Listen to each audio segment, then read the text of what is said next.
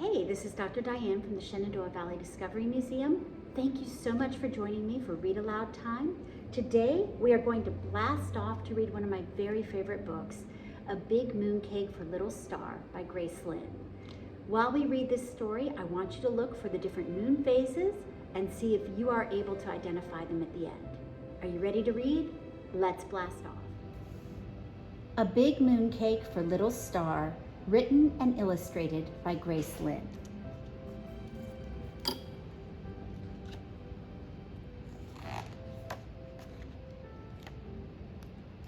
I happen to really love their matching pajamas here. Little Star's mama laid the big mooncake onto the night sky to cool. "Now, Little Star," Mama said, "your mooncake took us a long time to bake, so let's see if you can make it last a while.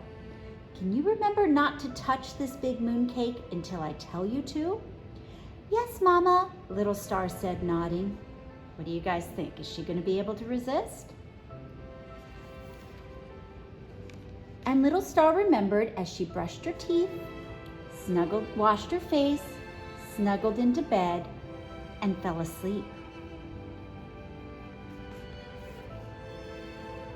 But in the middle of the night, Little Star woke up. And what do you think she's about to go do?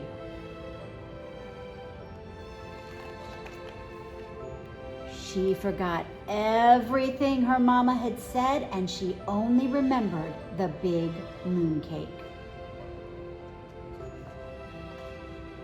Pat, pat, pat. Little Star's soft feet tiptoed to the big mooncake.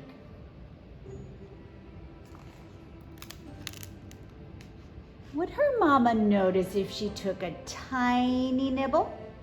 Little Star didn't think so. Yum. But with someone coming, Little Star flew back to bed. The next night, Little Star remembered the big mooncake again. That one bite had been so sweet and tasty.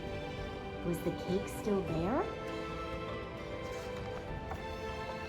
Yes, it was. There was that big mooncake, an almost perfect circle, all alone and delicious in the sky. Would her mama notice if she took another tiny nibble? Little Star didn't think so.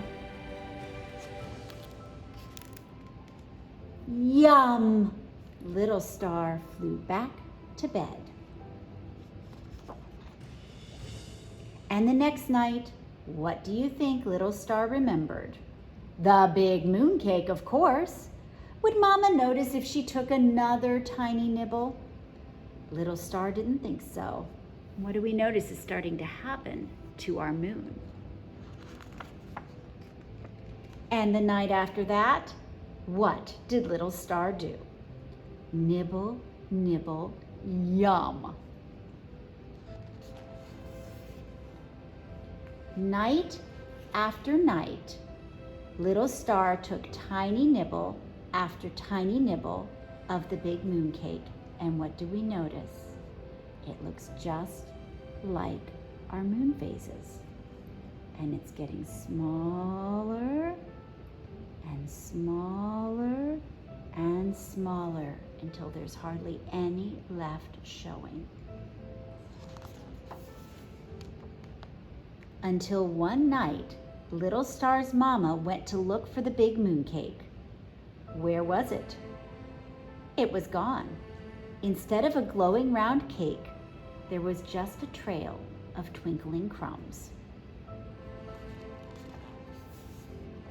Little Star, her mama said, shaking her head even though her mouth was curving.